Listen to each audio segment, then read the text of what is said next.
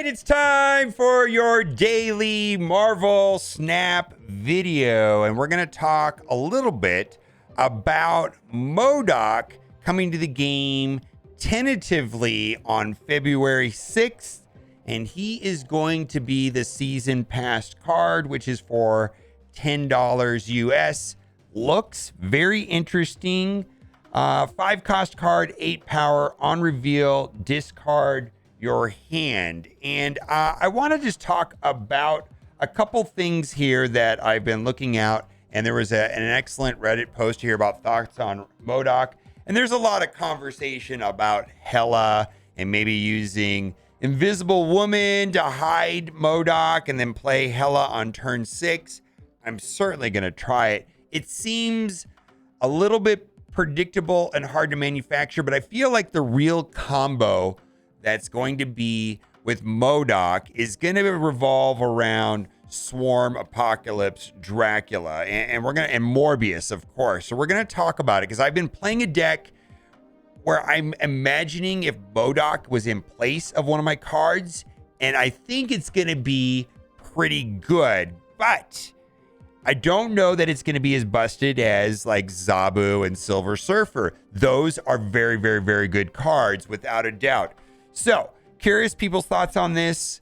Would love to hear some theory craft on the card. Absolutely love the discard archetype. Lack of ability to be able to control Hela discards the way you control Swarm or control Apocalypse makes the archetype fairly weak, and this card doesn't seem to change that. I feel like they're two separate things in some ways when you're running Hela, because there's nothing worse than running a discard deck and discarding Hela. If you're going to play Hela, you got to play Ghost Rider. Maybe that way you can get her back. Of course, it's very random, but so we're going to talk about it. And I've been playing a lot of discard lately. Seems very good ensuring you get an Apocalypse discard in, and that you have a clear hand minus Apocalypse and Swarm heading into turn 6. This guarantees an op card discard out of your Dracula. Pairing like Chavez ensures a deviant point play on curve and that big discard. Yes. What they're saying is that basically on turn 5, discard your hand, and then maybe you have Swarm in your hand, and then you're going to have first of all, your Morbius is going to go up like crazy, right? That's going to happen. And then your Swarm is going to get discarded, but they're going to bounce back into your hand as 0/3s, right? And then you've got Dracula on the board.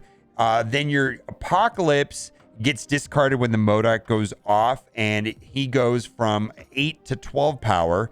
And then you draw into Chavez, right? And then you play Chavez, and you have basically, and you're able to play Chavez and all the Swarms.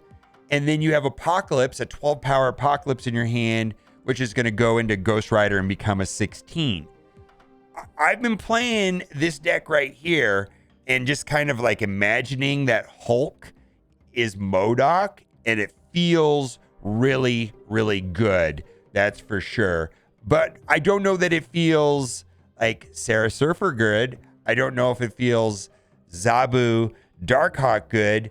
Other things here in the deck, Zabu, just because there's a lot of other 4-cost cards. Dracula, no-brainer. Ghost Rider, which synergizes with Hellcow. You can Hellcow and Ghost Rider on the same turn and bring one of those 2 cards back.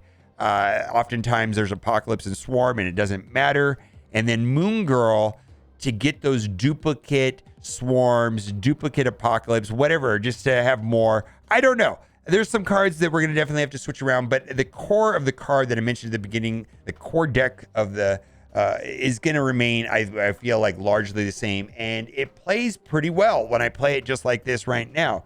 So, definitely feels like a card that'll help Dracula, Apocalypse consistently. Swarm also get a lot of great collateral play out of the discard. At the end of the day, though, it doesn't feel that huge for my money. It isn't as bad as Miles Morales. Good take.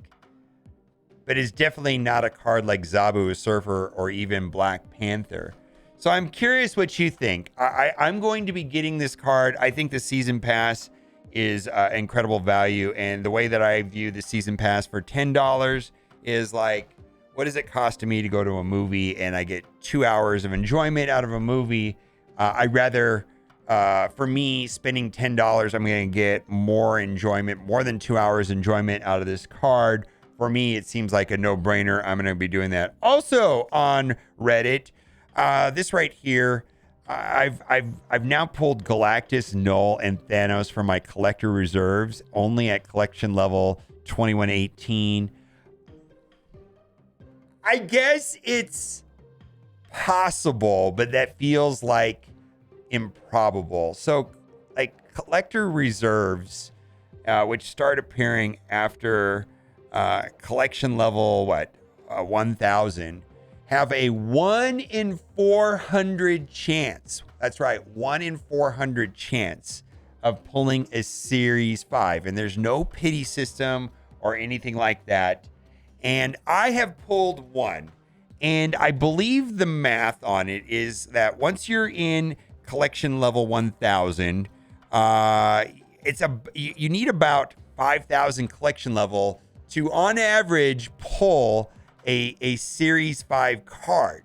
So I just want to talk about the economics of the game and the way that I view this. Now, I have pulled one Series 5 card, and that's Galactus. Now, keep in mind that a large percentage of the time when I was growing my collection level, this system didn't exist. So for me to say I'm at 5,000 collection level and I haven't pulled one yet, or at 12,000 collection level and pulled one yet, I don't know how meaningful that is, because us beta players didn't have this system in play when we were largely growing our collection levels, right? So it does, going forward, my understanding is about every 5,000 collection levels should get maybe one Pool 5 card. Now, this is why I like the Battle Pass. So once your Pool 3 complete, you're going to get about 5,000-ish collector tokens a month. And you can buy a Series 5 card. And buying the Battle Pass for $10 is basically a Series 5 card that you get to use now, that's eventually added to the Series 5 later, like at the end of the month, right? So you basically have two Series 5 cards at your disposal, when there's several going into Series 5 over the course of a month. Now, this is here where the problem is. For some people, that is not enough. They want to get every card when it comes out.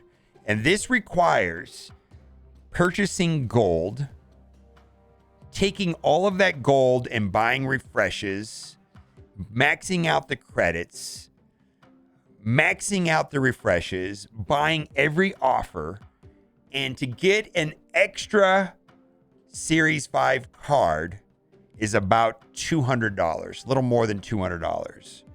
So I view these Series 5 cards as like 1 in 400 chances, $200 pulls.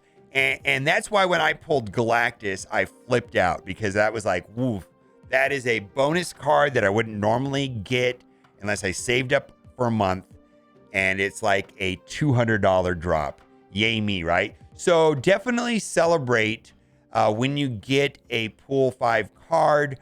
Hopefully you pull a good one. There's some that are better than others. Everybody's got different opinions on which ones are good or not.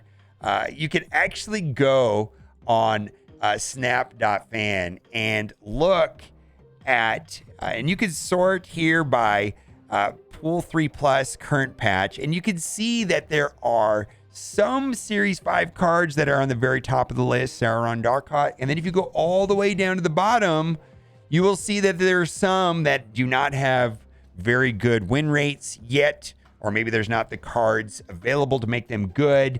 But, it kind of makes me wonder about some of these other cards that are down here. In my opinion, some are definitely better than others, for sure. All right, so I'm hoping to try out this deck list. We're going to circle back to that. I wanted to do some fun stuff right here, and I wanted to talk about this particular, this is funny. You're going to like this. I don't know if this is happening everywhere. I don't really happen this, but I thought this was hysterical. Watch this clip right here. Oh my God. Snap, snap, snap, snap, snap, snap, snap, snap, snap. I mean, you can mute people But this seems so random and obnoxious. Thumbs up, thumbs up, thumbs up, thumbs up, thumbs up, thumbs up. My goodness, just to lose. And I got to say, Wonder Coffee, a lot of class just doing a fist bump. I feel like thumbs up is toxic a little bit. It's kind of saying like F you. And the fist bump or hello is like polite, like good game. Or at the beginning of the match, you see somebody you recognize, or you just like, yeah, let's have a good game. I don't know. I don't see this happen, but people are telling me that this is a thing. And you can, please don't get annoyed with people emoting at you. Just mute them. It's not a big deal. For those trying to push for infinite before season ends, and I wish there was a way of like projecting this. Hi team. If you match up with me, Sir Vincent, Hot Springs, Sunspot, Aniver, really, really, really dirty title, give me a Spider-Man point emote. I will play 0 cards at the end, snap back, and give you 8 cubes to help with this rough season.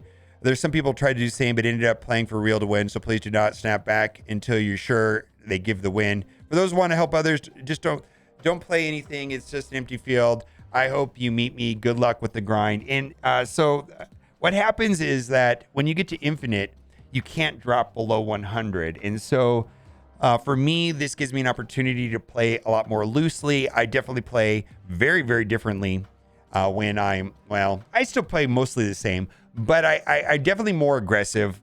And someone popped into my stream and that, they were fist bumping me.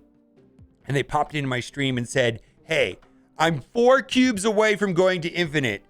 And I said, sure, man. Like, I was already in infinite, go for it. And the same thing happened to me. I got paired up against a real world friend here in Las Vegas, and I was at 99.6, and I texted him and I said, dude, I'm at 99.6. Help me out. And he did. So I wish there was a better, I think anybody would do this. I wish there was a better way of making this work or gaming this system. I'm not really sure. Very interesting, though. Then also, I thought this was pretty funny. When the opponent is winning 3 locations by landslide and snaps on the final turn, it's like, peace out, dude. Enjoy your one cube for sure. Thank you for sharing that. And then over here, I thought this was pretty funny. Not all season caches or cash, I always say it wrong, cash are lame after 50. And then you can see this is an office meme. I love office memes. But there is some... Oh my God. I mean, firstly, it's like a 40% chance that you're going to get credits. And this is after you get through 50. It's just, and it goes on forever and they're the same. You don't really get a lot. You get boosters. Some people don't like boosters. I don't mind boosters. And then you have 15% gold.